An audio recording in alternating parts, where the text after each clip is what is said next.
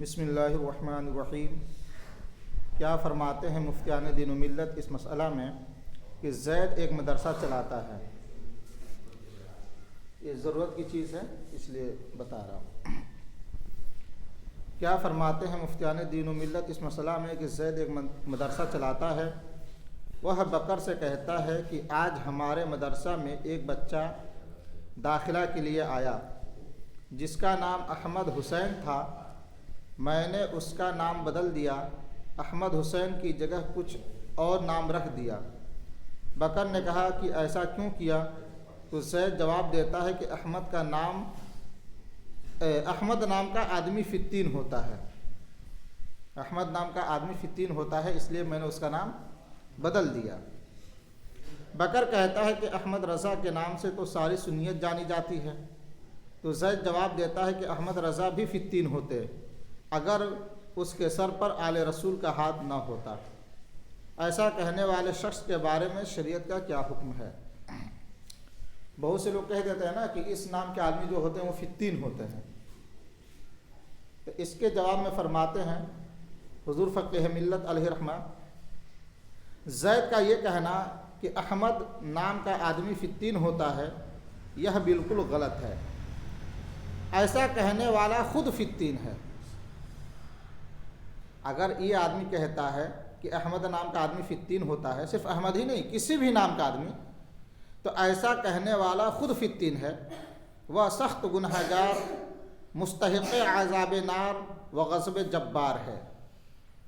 اور جس بچہ کا نام احمد حسین تھا اسے بدل کر صرف اس وجہ سے دوسرا نام رکھنا کہ احمد نام کے فتین ہوتے ہیں، ہرگز یہ درست نہیں ہے کہ احمد محمد دونوں نام اللہ تعالیٰ کے نزدیک بہت ہی پسندیدہ ہیں۔ احمد اور محمد اللہ تعالیٰ کے نزدیک یہ دونوں نام بہت ہی زیادہ پسندیدہ ہیں۔ نیز اس کا لحاظ یہ کہنا کہ احمد رضا بھی فتین ہوتے اگر اس کے سر پر آل رسول کا ہاتھ نہ ہوتا، یہ بھی ہرگز درست نہیں۔ اس کے اس قول سے ظاہر ہے کہ وہ خود فتنہ گر ہے۔ فتنہ گر کہتے ہیں فتنہ پھیلانے والا، اور اس کے عقیدہ میں فساد معلوم ہوتا ہے کہ سنی صحیح العقیدہ جو حضور صلی اللہ علیہ وسلم کا شیدائی ہوگا اور مسلک اعلیٰ حضرت کا ماننے والا ہوگا، وہ اس طرح کا کلام ہرگز نہیں کر سکتا۔ اعلیٰ حضرت امام احمد رضا خان محدث بریلوی رضی اللہ تعالی عنہ تحریر فرماتے ہیں کہ سیدنا حضرت انس رضی اللہ تعالی عنہ راوی رسول صلی اللہ علیہ وسلم فرماتے ہیں، روز قیامت وہ شخص حضرت عزت کے حضور کھڑے کیے جائیں گے، حکم ہوگا انہیں جنت میں لے جاؤ۔ عرض کریں گے الہی ہم کس عمل پر جنت کے قابل ہوئے؟ ہم نے تو کوئی کام جنت کا نہ کیا۔ رب عز و جل فرمائے گا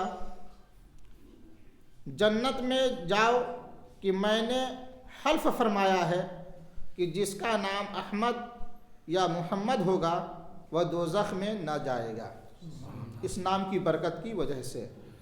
یعنی جب کہ مومن ہو، یعنی کافر نہ ہو، غیر مسلم نہ ہو، دیوبندی وہابی رافضی نہ ہو، جب کہ وہ مومن ہو، اور مومن عرف قرآن و حدیث اور صحابہ میں اسی کو کہتے ہیں جو سنی صحیح العقیدہ ہو۔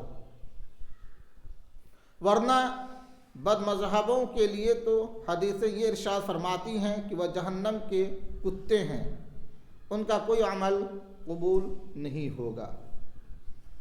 تو اس لیے کسی کا نام نہیں بدلنا چاہیے۔